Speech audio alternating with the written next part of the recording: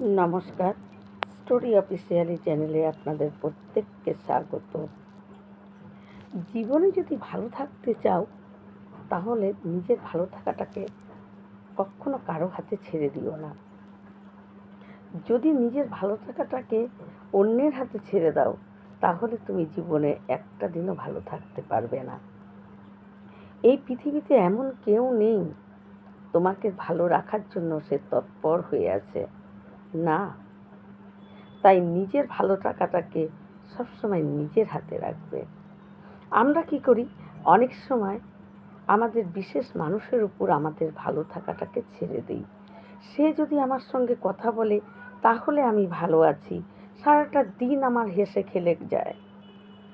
সে যদি আমার সঙ্গে কথা না বলে এবং সে যদি আমাকে একটা গুড মর্নিং না লেখে, সারাটা দিন আমাদের খুব খারাপ যায় এবং পরিবারের লোকদের সঙ্গেও ভালো করে কথা বলতে ইচ্ছা করে না।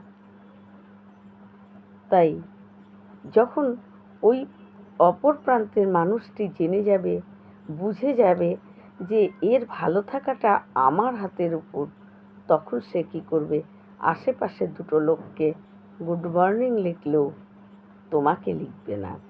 কারণ তোমার কাছে সে তখন নিজের দামটা বাড়ানোর চেষ্টা করতে থাকবে যে ওর ভালো থাকা আমার হাতের উপর। তাহলে আমি যদি আরও দুটো দিন ওর সঙ্গে কথা না বলি, ওকে যদি একটু কষ্টে থাকে, তাহলে আমার দাম বেড়ে যাবে। তাই নিজের ভালো থাকাটাকে কখনো অন্যের হাতে ছেড়ে দিতে নেই। যদি নিজের ভালো থাকাটাকে অন্যের হাতে ছেড়ে দাও, কোনো দিন ভালো থাকতে পারবে না। তাই নিজের ভালো থাকাটাকে নিজের হাতেই রাখবে। আমি এখানে গুড মর্নিং কথাটা উদাহরণস্বরূপ ব্যবহার করলাম।